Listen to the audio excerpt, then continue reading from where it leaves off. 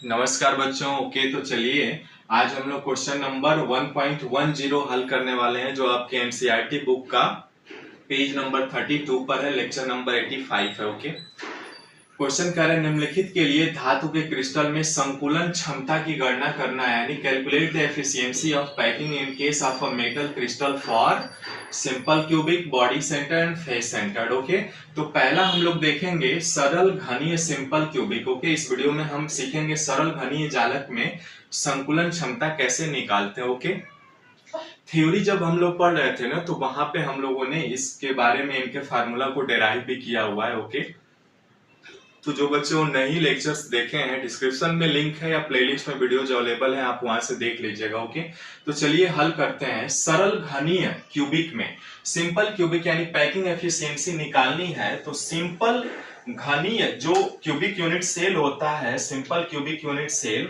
वो simple cubic unit cell क्या होता है, जैसे चित्र बनाता हूं मैं। ठीक है, यहाँ पे क्यूबिक यूनिट सेल बना लिया हमने। ओके, यहाँ पे simple cubic unit cell.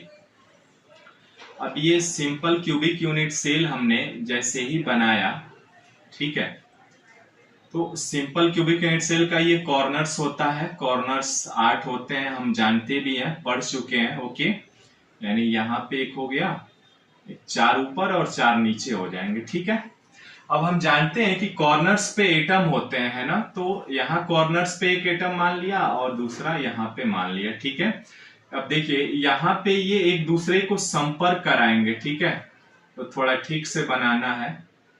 Okay, देखिए जल्दी में थोड़ा सा मिस्टेक हो गया।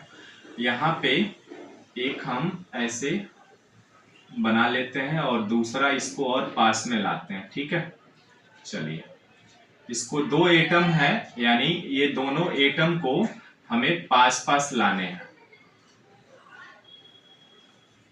ठीक है ना, ये 2 एटम मान लिया हमने, है ना। सिंपल क्यूबिक यूनिट सेल है, तो हम जानते हैं कि इसके कॉर्नर्स पे एटम होते हैं। तो अब इसकी एज लेंथ हमने मान लिया a है, और इनके बीच रेडियस जो है ये r है ना, ये भी r है, इसके सेंटर पॉइंट से ये भी r है ना, और ये पूरी लेंथ कितनी है, a है।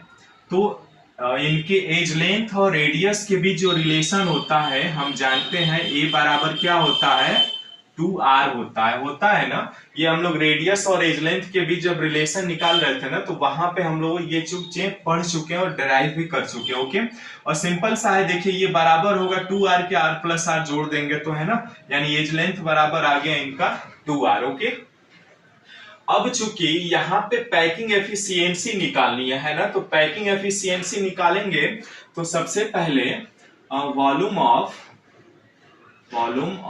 यूनिट सेल का, यानी एकक कोशिका का आयतन निकालेंगे। v बराबर तो भुजा का क्यूब, है ना। अब भुजा a बराबर कितना है, 2r, तो 2r का होल क्यूब, यानी 2 का क्यूब 8 और r क्यूब हो जाएगा। क्लियर है यहाँ तक। अब चूंकि ये सिंपल यूनिट सेल है, तो इसमें परमाणुओं की संख्या कितनी होगी, 1 होगी, है ना। यानी अब इसलिए जब हम पैकिंग एफिशिएंसी निकालेंगे, यानी पीई पैकिंग एफिशिएंसी निकालेंगे, तो इसमें एक परमाणु का आयतन, तो कितने परमाणु है, 1 है, और परमाणु का आयतन कैसे निकालेंगे, 4/3 पाई आर क्यूब से। क्यों, क्योंकि हम जानते हैं परमाणु गोलाकार है, और गोले का आयतन का फार्मूला क्या होता है, 4/3 पाई आर क्यूब होता है।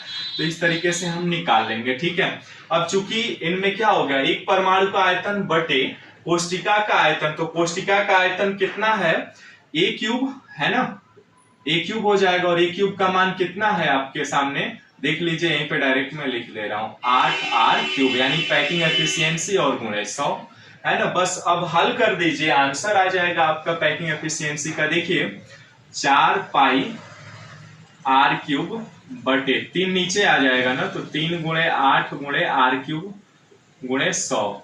ओके, हल करिए, आर क्यूब से आर क्यूब कट जाएगा, ये 4 दूना 8 हो जाएगा, है ना, यानी ये ऊपर आ जाएगा पाई बटे 3 दूना 6 गुणे 100।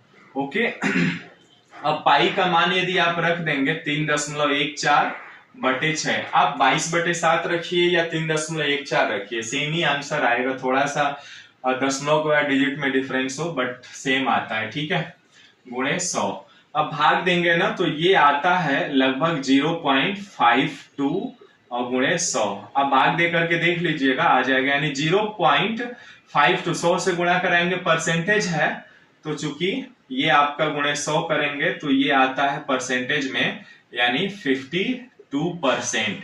यानी उसमें पैकिंग एफिशिएंसी कितनी आई, तो 52% आई। यानी सिंपल क्यूबिक यूनिट सेल की जब आप संकुलन क्षमता निकालोगे तो आपका 52% आएगा। अब आपसे पूछे, यहीं पे क्वेश्चन पूछे यदि कि सिंपल क्यूबिक यूनिट सेल में रिक्त स्थान कितना होगा, तो वाइड कितना होगा, तो वाइड जो होगा वो क्या होगा, 100 माइनस में से घटा लीजिए 52, तो 48% फिर भी खाली जगह रह जाएगा उसमें।